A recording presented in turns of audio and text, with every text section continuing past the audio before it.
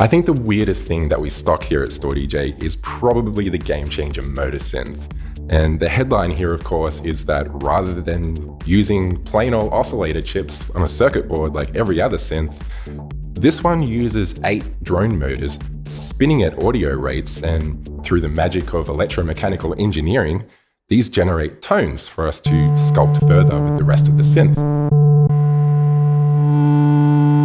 You really get a sense that this was a passion project for Gamechanger, and at one point just a sparkle in the eye of one of the engineers there, and they've somehow convinced the rest of the crew that it'll be worth all the R&D, it'll make an amazing instrument, and be a viable business decision. And to their credit, they've pulled it off. A, it works flawlessly as far as I can tell. I haven't had any problems with it. And B, it has a really cool sound. There's so much character in this box. So that's something to be celebrated, I think. Creative engineering in a creative instrument makes perfect sense to me, and it's something I'd love to see more of. However, this thing ain't cheap, the layout is super quirky, and the architecture is really unusual as well, so it's not for everyone. And there's another hurdle you need to get over with this thing as well, and I'll go through all that later. But for now, let's hear it in action.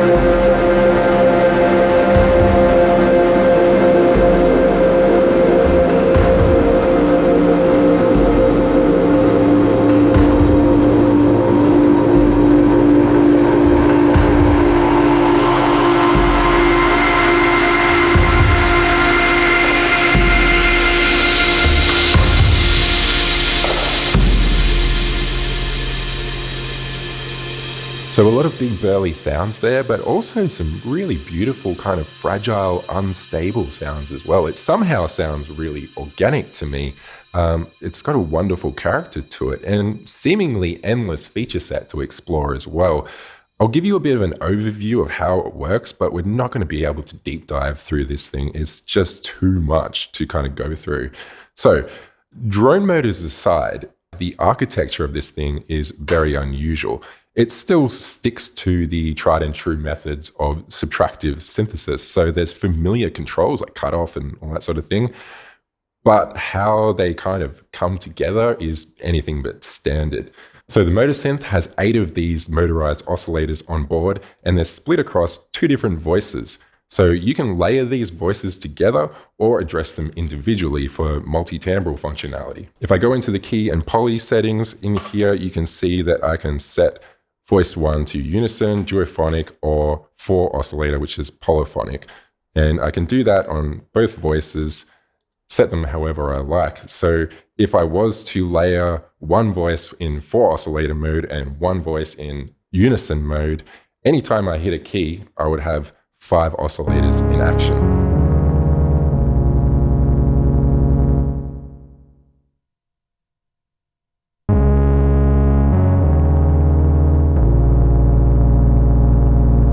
Now, each of these voices goes to its own dedicated state variable analog filter with a really grunty drive on it.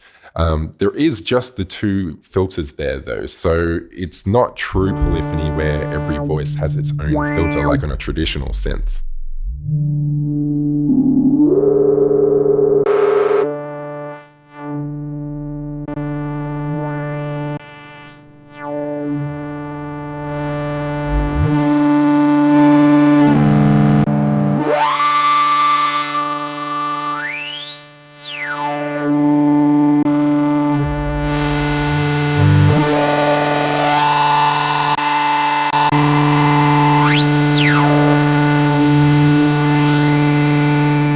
These filters can be linked together and slave to each other, or you can address them individually with the buttons here.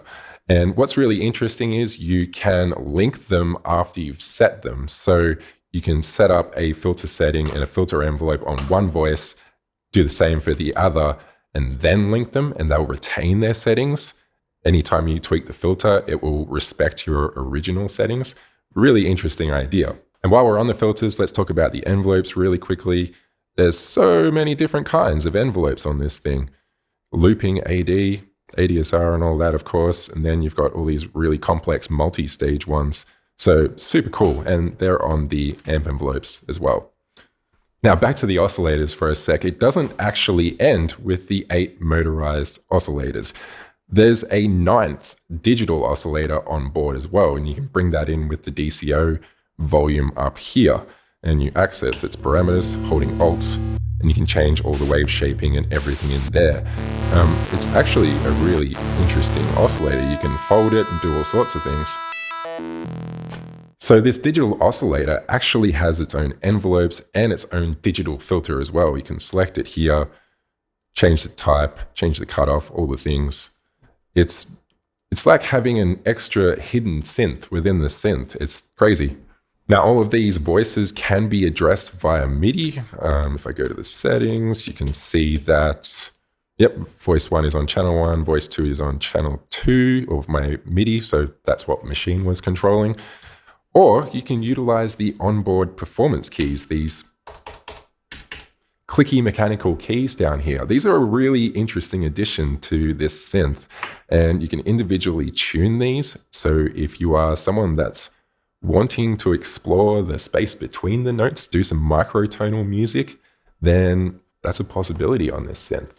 Over here we have our modulation section, and I'm probably just gonna kind of skim over this a little bit because it is so deep. It would probably take an hour plus to go through it in detail, but go into your settings here, you can change the shapes down here, change which destination is selected there, and there is extensive shape control. So lots of different types of random and step settings. Change it to triangle. You can change the curve. You can change the offset, phase offset, and yeah, you can change the polarity. You can just do pretty much anything you could ever want with those LFOs. And if you check out around the back, you can see that there's CV control as well. So you're not just limited to the 3 modulation buses down here. You can utilize those CV points however you like. It's super powerful.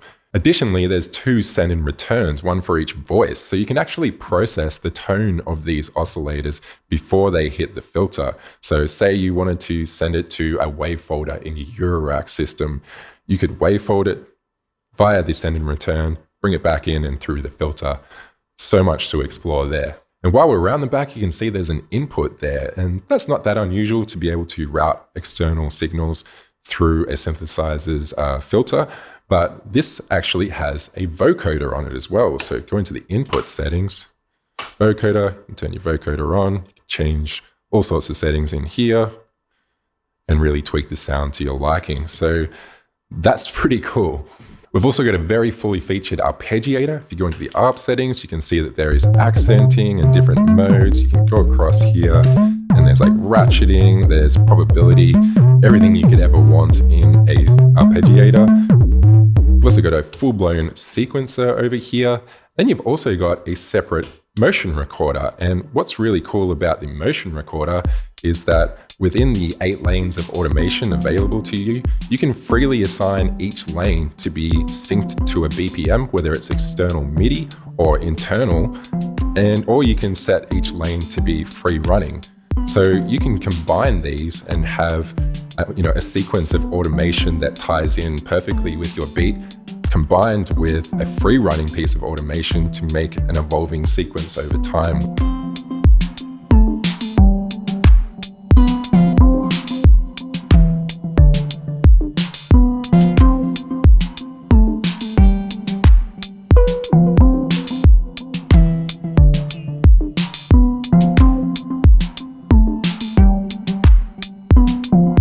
Finally, just to highlight a few other controls on the panel here, you've got this drift and detune control here, and drift introduces a bit of vibrato, random vibrato on each of the oscillators, giving you kind of a bigger, thicker sound. Detune is your more traditional sort of unison style detune. We've also got cross modulation, so all sorts of wild sounds there. Great to see it has a dedicated control. We've also got this accelerate and brake function in here. And this is super weird, but it is kind of like a glide control on steroids, There's a lot of power in the way your notes approach their target destination. So lots to explore there as well. And finally, we have a clutch. Now, this might seem like a tongue-in-cheek joke because it's a motor synth, yeah, haha, very good.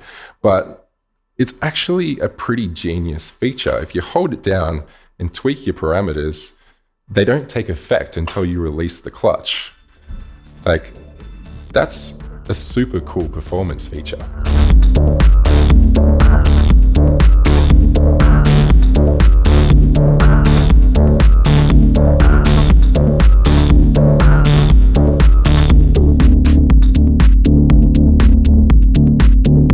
So I think that wraps up the feature set, and if your head is spinning at this point, I don't blame you. This thing is super deep. It's so much deeper than I expected it to be. I think learning the feature set entirely would almost be like a challenge accepted scenario, But unfortunately, the quirky layout and the very unusual architecture and feature set are not the only hurdle to using this thing. And you might have noticed that I haven't actually been playing this thing while I've been talking about it, and there's a very good reason for that. Hopefully future me will have spliced in footage and sounds where appropriate, but let me demonstrate.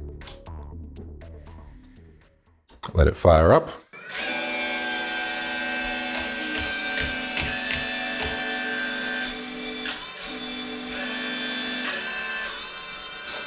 Yeah, it's super noisy. So you're not going to be able to use this, say, in your bedroom while your partner's reading a book, You're probably going to cop a book to the head. So that is a limitation, unfortunately. You can pretty much only use this with like good closed back headphones, like these Neumanns do a pretty good job of blocking it out, or you could have your monitors really cranked.